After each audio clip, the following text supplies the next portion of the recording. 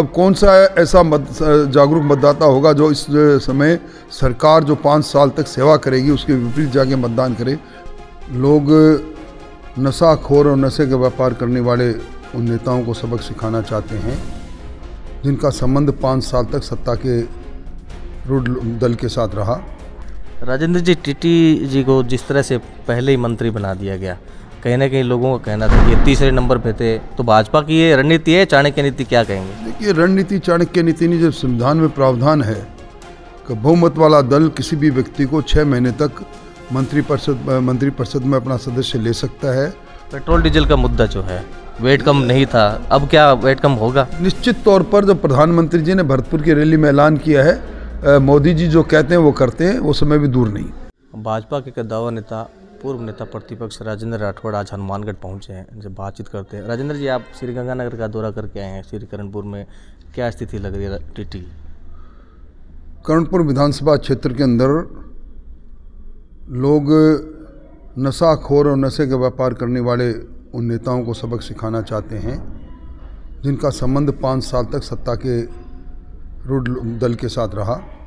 निश्चित तौर पर सुरेंद्रपाल सिंह टीटी की ईमानदारी, कर्मठता और लंबे समय तक बेदाग सेवा करने वाली छवि रही है।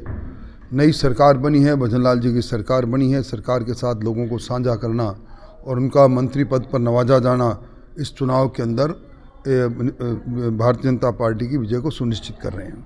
राजेंद्र जी, टीटी जी को जिस तरह से पहले ही मंत्री बना दिया गया, कहीं ना कहीं लोगों का कहना था कि ये तीसरे नंबर पे थे, तो भाजपा की ये रणनीति है, चाणक्य नीति, क्या कहेंगे? देखिए, रणनीति चाणक्य नीति नहीं, जब संविधान में प्रावधान है कि बहुमत वाला दल किसी भी व्यक्ति को 6 महीने तक मंत्रिपरिषद में अपना सदस्य ले सकता है और आर्टिकल 164(4) में इस प्रकार का प्रावधान भी है और 6 महीने बाद उस सदन का उनको सदस्य निर्वाचित होना अनिवार्य है। इसलिए कोई बेजा बात नहीं। कांग्रेस जब इस बात की आपत्ति करती है तो एक लगता है कि कांग्रेस अपनी हार को स्वीकार करती जा रही है। कांग्रेस इस जुमले को आगे बढ़ाकर उनको मंत्री क्यों बना दिया, इसलिए वो चुनाव जीत रहे हैं, ये कहकर अपनी हार को एक तरह से अपरोक्ष रूप से स्वीकार कर रही है। कुन्नर के बेटे जिस तरह से मैदान में हैं, तो कहीं ना कहीं सिंपैथी गेन भी करेंगे, और अगर हार हो जाती है सुरेंद्रपाल टीटी की, क्या कहेंगे? देखिए, हार और जीत सिक्के के 2 पहलू, जो बात हो ही नहीं सकती उस पर तो मैं बात क्यों कहूँ। अभी आप 8 तारीख को नतीजा सामने आ जाएगा। निश्चित तौर पर भारतीय जनता पार्टी जीतेगी। नई सरकार से लोगों की उम्मीद है। पुरानी सरकार को राजस्थान के लोगों ने उसके कुशासन की वजह से, भ्रष्टाचार की वजह से और जिस प्रकार किसान और नौजवानों के अरमानों का लूटने वाली सरकार के रूप में लोगों ने देखा, इसलिए उनकी विदाई तय कर दी। वो सरकार विदा हो गई। अब कौन सा ऐसा जागरूक मतदाता होगा जो इस समय सरकार जो 5 साल तक सेवा करेगी उसके विपरीत जाके मतदान करे। इसलिए जीत सुनिश्चित है, जीतेंगे। आपकी हार हुई, अप्रत्याशित थी, कहीं ना कहीं क्या कमी रही? और जिस तरह से अब आरोप लगाए जा रहे हैं, सांसद राहुल कसमा भी आरोप लगाए आपके कार्यकर्ताओं द्वारा कि उनकी वजह से हार हुई, अंदर घुस के हरा दिया उनको। देखिए, जहाँ कहीं भी भीतर घात की बात होती है वो तब होती है जब धरती कमज़ोर होती है। चुनाव मैं लड़ रहा था, मैं समझता हूँ कि चुनाव में इस हार को मैंने स्वीकार भी किया है और जिन लोगों ने जैसा काम किया है वो जाने, जिन्होंने पार्टी के साथ रहकर पार्टी का काम किया या पार्टी के साथ रहकर पार्टी को दगा दिया, ये मैं उन्हीं पर छोड़ता हूँ, उन्हीं के विवेक पर छोड़ता हूँ। पार्टी के आलाकमान को सारी बातों का मालूम है और मुझे किसी से कोई शिकवा शिकायत नहीं। अब तो सिर्फ एक लक्ष्य है कि 25 की 25 सीटें संसद की, विधानसभा, लोकसभा के अंदर भारतीय जनता पार्टी जीते। इस मिशन 25 के अंदर हमने अपने आप को पूरा झोंक रखा है, पूरी तैयारी करेंगे और दुनिया के सबसे लोकप्रिय नेता कल राजधानी जयपुर में आ रहे हैं।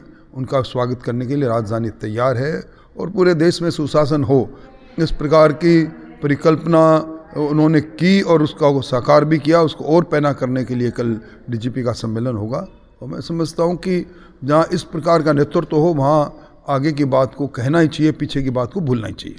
भाजपा ने गहलोत सरकार को भ्रष्टाचार के मुद्दे पे काफ़ी घेरा था, तो अब क्या मानते हैं? भाजपा की सरकार जिस तरह से राजस्थान में आ गई है, क्या कुछ आपने जो सरकार है जो रणनीति तय की है भ्रष्टाचार के मुद्दे पे, पेपर लीक के मामले में जिस तरह से बातें कही गई, क्या? जहाँ टास्क फोर्स बनी है वहाँ जहाँ 9000 से ज़्यादा लोग चंद दिनों में जेल के सीखों के पीछे गए हैं, निश्चित तौर पर भ्रष्टाचार के जिन प्रामाणिक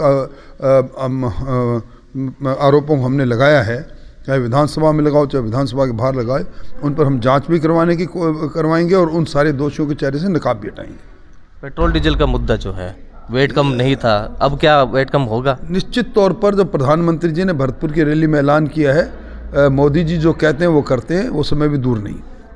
तो ये थे राजेंद्र राठौड़, जिन्होंने स्पष्ट कर दिया है कि जो राजस्थान की सरकार थी भ्रष्टाचार के मुद्दे पर जिस तरह से घेरा था, तो इन्होंने एक टास्क फोर्स का गठन किया है और कहीं ना कहीं गहलोत सरकार के जो भ्रष्टाचार थे उनको उनका बेनकाब करेंगे और दोषियों के खिलाफ कार्रवाई करेंगे। और जो श्री करणपुर के जो विधानसभा चुनाव है उसमें भाजपा की जीत का इन्होंने दावा किया है। कैमरा पर्सन जाकिर के साथ गुलाम नबी, राजस्थान तक, हनुमानगढ़।